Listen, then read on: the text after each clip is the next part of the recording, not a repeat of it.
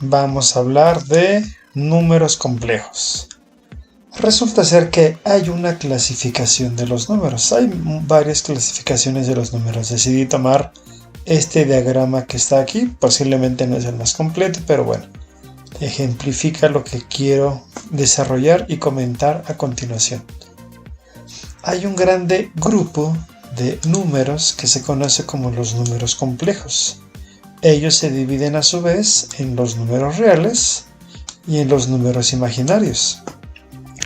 Pues la idea es que dentro del contenido de este video conozcamos cuáles son esos números complejos con esos números imaginarios.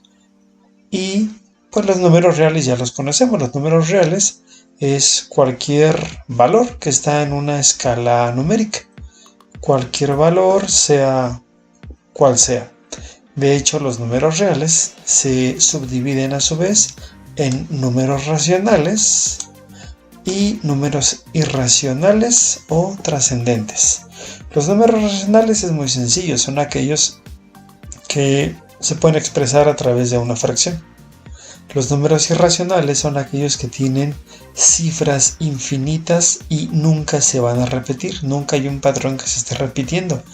Los números trascendentes es un poquito más elaborado. Una definición un poquito más formal nos diría que son números que no son posibles de obtener de una solución de una ecuación polinómica con coeficientes racionales. Es un poquito más elaborada. Vemos que también los números racionales, es decir, aquellos que se pueden expresar como una fracción, vemos que también se subdividen a su vez en dos categorías, que son los números enteros y los números fraccionarios. Los números enteros, pues ya los conocemos, ¿no? Son aquellos que no tienen ningún decimal. Y los números fraccionarios son aquellos que, si bien no son enteros, quedan expresados como una fracción. Dentro de los números enteros tenemos los números enteros positivos, el número 0 y los números enteros negativos. Y dentro de los fraccionarios tenemos, una vez que se resuelve dicha fracción, tenemos aquellos en los que el decimal de esa fracción es un decimal finito. Por ejemplo, 1.5 es un decimal finito, o 3.2 es un decimal finito, o aquellos que tienen un decimal infinito. Pero los que tienen un decimal infinito, es decir, infinitas cifras decimales, a su vez se subdividen en dos categorías, que son los números periódicos o los semiperiódicos. Los periódicos son aquellos donde constantemente se está repitiendo un decimal. Por ejemplo, 5.3333 y repetimos ese patrón de números 3.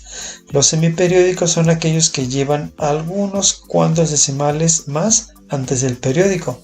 Por ejemplo, 3.143333. ¿Notaron que hay un 14 antes del 333? Esos serían entonces los semiperiódicos. Pero dentro de toda esta clasificación que está aquí, lo que a nosotros nos interesa, o lo que en este momento será nuestro caso de estudio, son estos números complejos o los números imaginarios. Y si nos damos cuenta, los números complejos de hecho abarcan a todos los números que están contenidos aquí. Entonces vamos a conocer cuáles son esos números complejos y a su vez quiénes son estos números imaginarios. Inicialmente lo abordaría yo desde una pregunta. La pregunta con la que lo abordaría sería la siguiente: ¿de dónde vienen los números complejos? Y vamos a plantear un problema. De un problema con raíces negativas a la que se le llamó número imaginario, es decir, a las raíces negativas exclusivamente es a las que se les llama números imaginarios. Por ejemplo, aquí tenemos una ecuación polinómica de segundo grado. ¿Por qué? Pues porque tiene una x cuadrada. Esta es una ecuación polinómica. De hecho, x cuadrada más 2x más 2, eso sin el igual a 0, eso antes del igual, eso si lo graficara yo, es la gráfica de una parábola. Yo sé algo de esta gráfica. Yo sé que no toca el eje de las x, es decir, nunca lo cruza. Este es el eje de las y. Nunca hace un cruce con el eje de las x. Si nosotros graficáramos esta función, es decir, si la tabuláramos, veríamos que esta es la forma de esta gráfica que está aquí. Cuando decimos igual a 0, es que buscamos ver cuándo es igual a esta línea que es el eje x. Lo que quiero ver es cuándo la va a cruzar o cuándo la va a cortar. Y pues es evidente, por el diagrama que está aquí, que nunca la va a cortar. Pero ¿qué sucede si utilizamos la fórmula general? La fórmula general me da las raíces de una ecuación cuadrática. O dicho de otra manera, me da los puntos de corte por donde la parábola pasa y atraviesa justamente al eje de las x. ¿Qué es lo que va a pasar? Si ya sabemos que no tiene puntos de corte y utilizamos la fórmula general, ¿qué es lo que va a suceder ahí? Entonces vamos a utilizar la fórmula general, la cual está descrita de esta manera, en donde tenemos que definir quién es A, quién es B y quién es A y quién es C.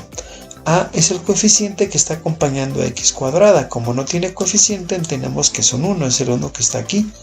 B es el coeficiente que está acompañado del término lineal, que sería x.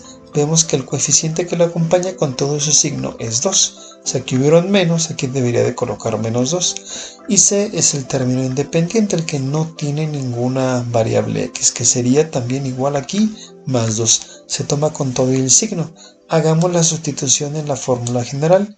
Menos b, o sea, menos 2, más menos la raíz, aquí ya está la raíz abierta, b cuadrada, es decir, b que sería 2 al cuadrado, menos 4 por a por c, menos 4 por a que vale 1, por c que vale 2, y todo esto dividido entre 2a.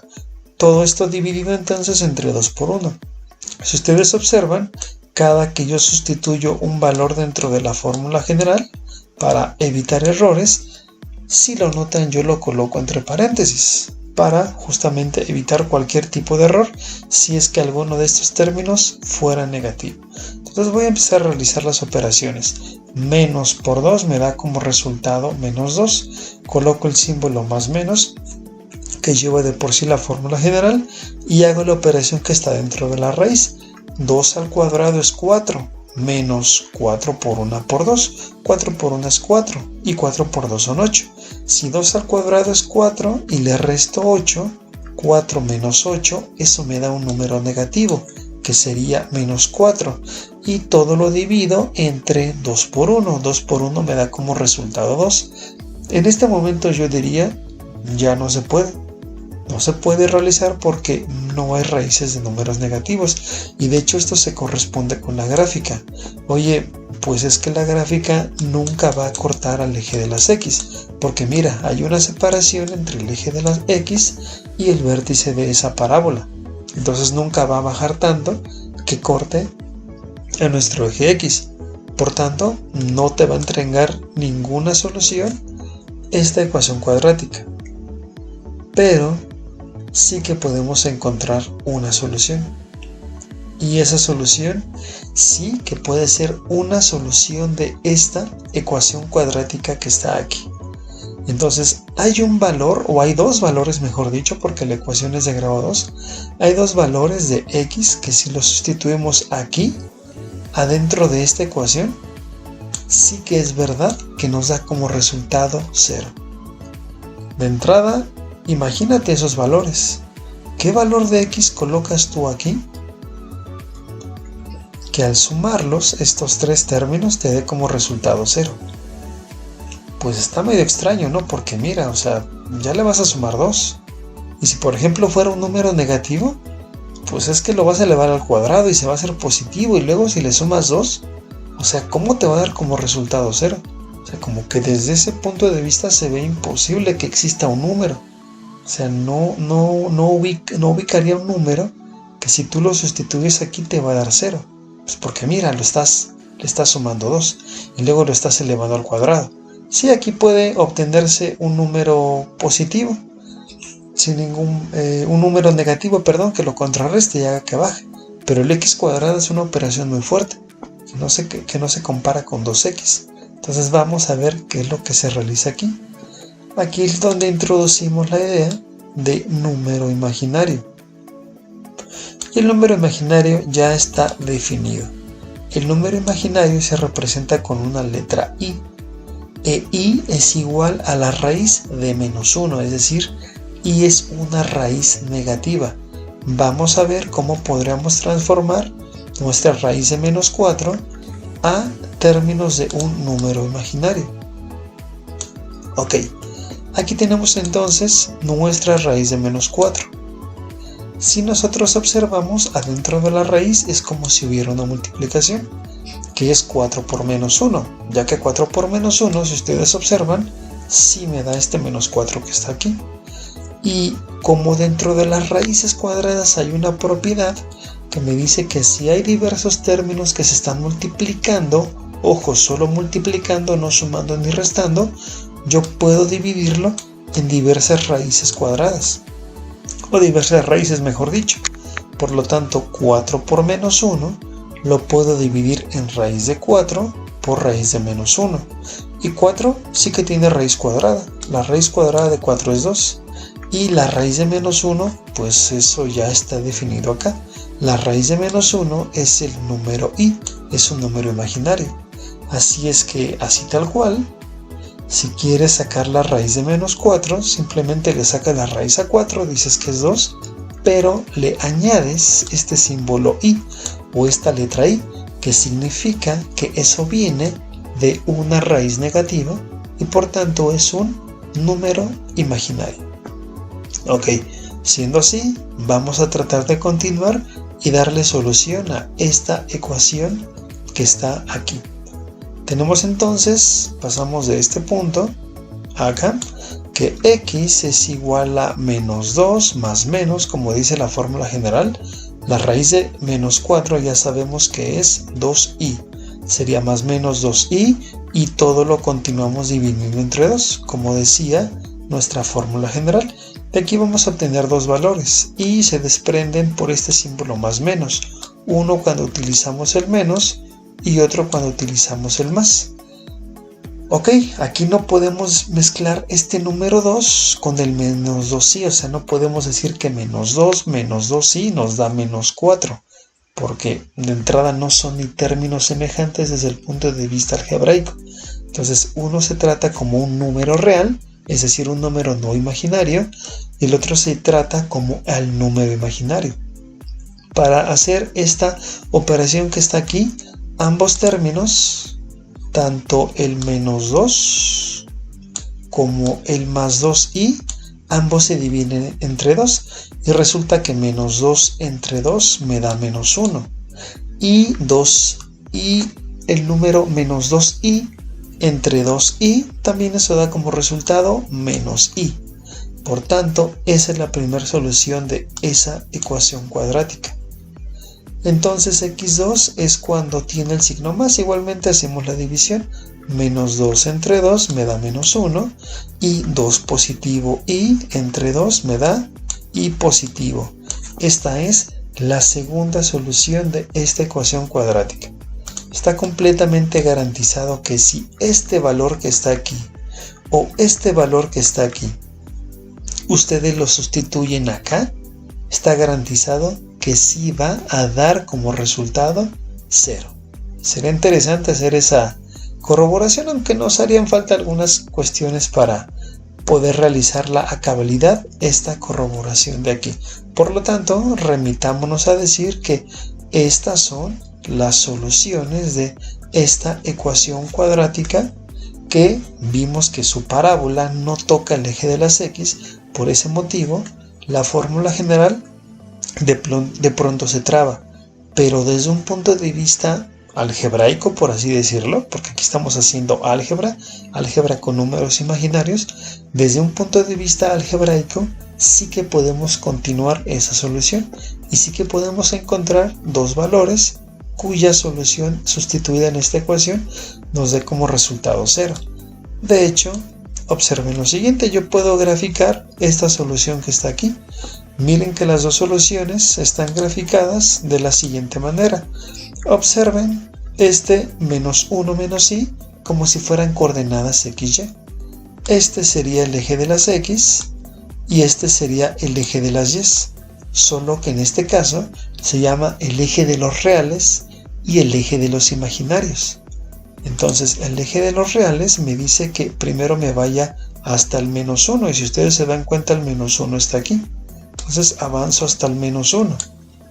Y posteriormente, una vez que avanzo hasta el -1, me dice que me vaya al -i. -i sería como -1 en y. Y aquí sería -i. Esta es la primera solución de esa ecuación cuadrática. La siguiente solución sería cuando yo otra vez me muevo -1 en X o en el eje de los reales y ahora avanzo 1 en Y, o dicho de otra manera, avanzo 1 positivo en el eje de los imaginarios, y es cuando encuentro la otra solución. Aquí voy a introducir, aprovechando un término que sería el conjugado de un número complejo. ¿Qué es el conjugado de un número complejo? Pues de entrada, un número complejo se suele simbolizar con la letra Z. Por ejemplo, tenemos el número complejo Z es igual a 2 menos 5i, cuyo conjugado, y noten que el conjugado se le coloca una pequeña rayita arriba, la leería como Z testada, o mejor dicho, conjugada. El número conjugado de Z, en términos complejos, sería 2 más 5i. ¿Ya se fijaron qué fácil es construir un conjugado? Simplemente cambiamos el signo solamente del número imaginario. Vamos a ver otra vez qué sencillo es esto. Por ejemplo, tengo otro número imaginario, otro número complejo, perdón. El número complejo es -6 más i. Y vamos a obtener su conjugado.